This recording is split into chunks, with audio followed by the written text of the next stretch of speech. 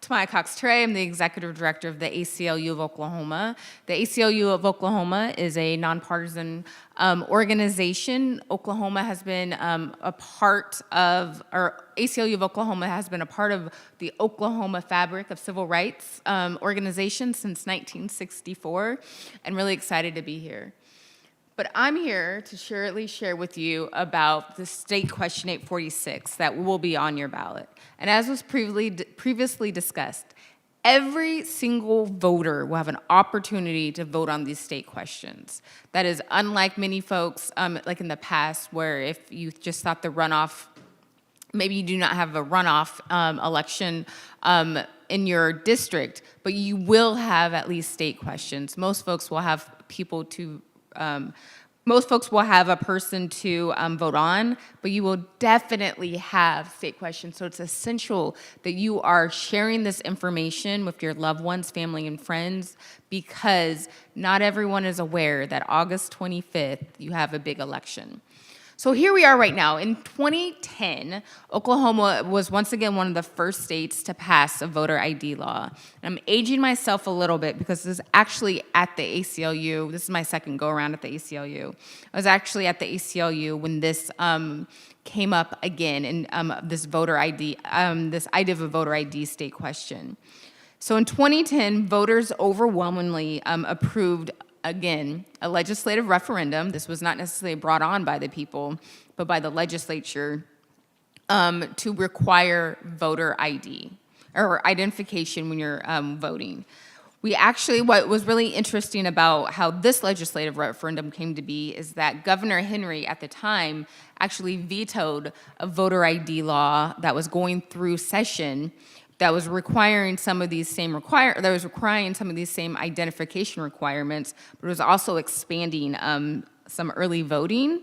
But he ended up vetoing it, which was actually the move that many progressive organizations was asking them to do because of the potential impact of disenfranchising some Oklahoma voters. So right now, Oklahomans, if you've voted, hopefully you've voted, you are showing a proof of ID in some form or fashion. Oklahoma law allows for, whether it be your Oklahoma driver's license, an identification card, or some type of state ID, or that has your picture, as well as an expiration date, and that it conforms, that your name significantly or substantially conforms with what your name is on the voter rolls. We also allow for a tribal ID, a passport, some sort of photo ID is allowed. Oklahoma's a little bit different because we also allow for your voter registration card that when you register to vote, that all voters are given. This, unlike the other IDs, is actually one of the free of charge. It was part of a compromise that many of us that were in the policy world during that time was requesting to be part of any type of voter ID, because we know that when we think about any type of state ID or identification, there's typically a cost to it. So we were essentially saying that you are taxing folks to vote when you are requiring these voter IDs. So we were pleading with them to put some form of a free form, and the voter registration card was the compromise. If you choose not to, currently in Oklahoma, if you choose not to, while you're doing your in-person voting, choose not to present your ID, if for whatever reason, like if you're like me, where the name on your voter your name on your ID does not match your name on the voter rolls because you recently got married, or you just have been a little lazy and haven't changed those things like me, I would not be able to vote in the sense that because my names do not substantially conform. So I would have to vote by provisional ballot. So regardless of anything that happens, you must request that provisional ballot. If for whatever reason they're saying we don't find your name on the rolls, but you know that you are registered or you do not have your ID, ask for that provisional ballot. The provisional ballot, you are required to fill out an affidavit for a provisional ballot that says who you are, and then once you've casted that provisional ballot, that ballot is not ran through the voter machine. However, after Election Day, but before results are certified, county election board officials will research the information provided, and if they match, that vote will be counted. So that's currently how we are right now. And as you know, Oklahoma thankfully has mail-in voting as well. And while voters are not required to provide some sort of like identification or a copy of your ID, please remember though that it must be notarized.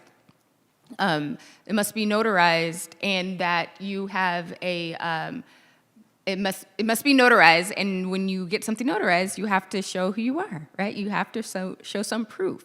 So while you may not be that official proof of ID in a mail-in ballot, you are still attesting to who you are. So that is the current voting in Oklahoma. State Question 846, while it may feel it does not do much, is what kind of we're hearing from the other side, we know that that's not always the case. So the language of State Question 846, as it will show up on the ballot, is this measure adds a new Section 6 to Article 3 of the Oklahoma Constitution to require proof of identity to vote in any election authorized by law and conducted by a county election board or the state election board. This measure requires proof of identity for all authorized methods of voting. This measure requires the legislature to enact laws to specify requirements for proof of voting, for proof of identity for voting. Here is where we continue to hear both sides. For many, if approved, the legislature, once again, will be able to enact laws around voter identification. The legislature, if allowed, the legislature will be able to enact any laws against voter identification. This could require proof of voter or proof of ID when, if you choose to vote by mail. So in some states, we have seen where this is required, where you have to send in a copy of your identification. So whatever ID that you're using to vote, you would have to send in that copy. When voting by mail, it is also very possible, if approved, that this could actually prohibit or take away or allow the legislature to remove altogether mail-in voting. So it is very true when supporters of this bill, or supporters of this state question may say that this bill will have little effect the moment it's passed. That is accurate. But what it does do, it leaves too much power in the hands of the legislature. And once again, keep in mind that this is an amendment to our Constitution. So this is not just including in a statute, like in 2010 when the state question was passed. It wasn't a constitutional amendment. It was to add policy and statute. But this will now allow for voter identification to be a part of our Constitution. And why that is important is that, once again, if a future legislature wanted to improve or make any changes to our voter ID laws, they would be prohibited from making those changes because it would have to go to a vote of the people. And I think what the common thread that we are seeing in both of these state questions, besides them being poorly written, is that they give too much authority and power to the legislature. So I think the key words out of this state question really is that it requires proof of identity for all authorized methods of voting, as well as the legislature allows for the legislature to enact laws to specify what those requirements are. So we will be, if approved, the state question is approved, then we will be waiting for the state legislature to act. And I think that is where many opponents of the state question are really speaking up truly about, the biggest concerns are truly about giving, sorry, that's my time, about giving the legislature too much power. So that is State Question 846. Oh my God, okay. That is giving the State Question 846. But what I think is really important is that As we are having this conversation in Oklahoma about State Question 846 and voter ID laws, we also know that there's a larger question around voting by mail and voter ID laws that are trying to make its way through in Congress. So we really have to make sure that we are measuring whatever steps Oklahoma takes against whatever federal laws are trying to be required.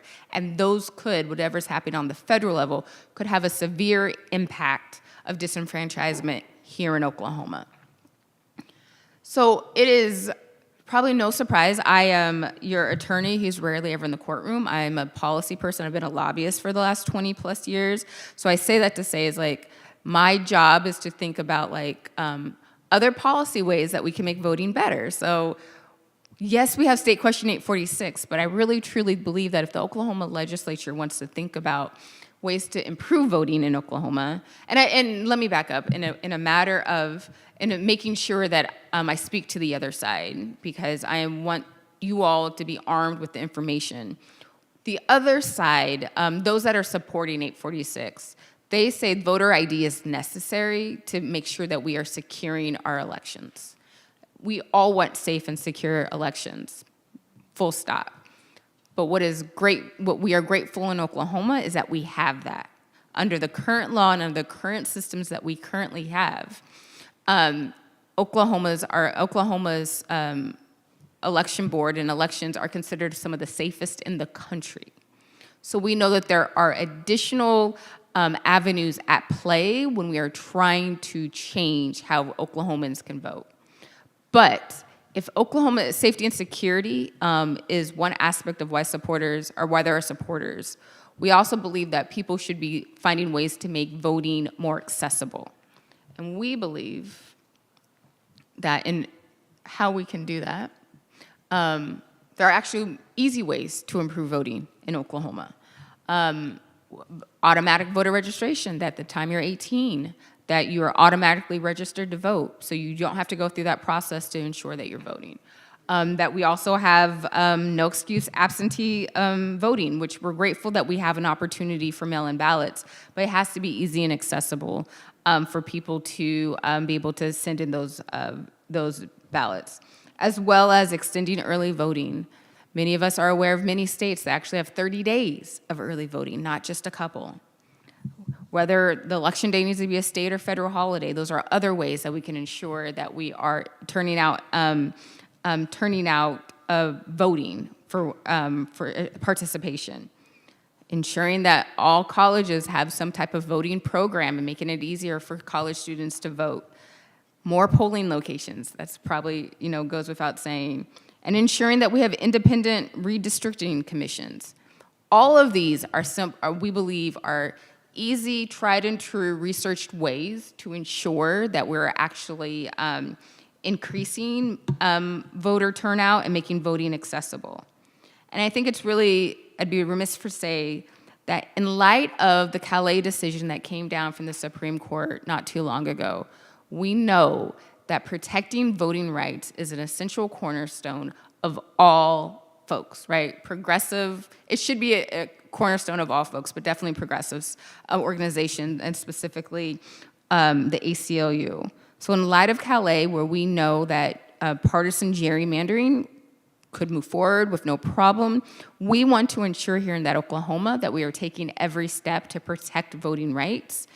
And while we have not officially came out to oppose this, we believe 846 does not take the steps necessary to ensure that voting is safer, to ensure it's more accessible, and therefore we are encouraging folks to vote no on 846.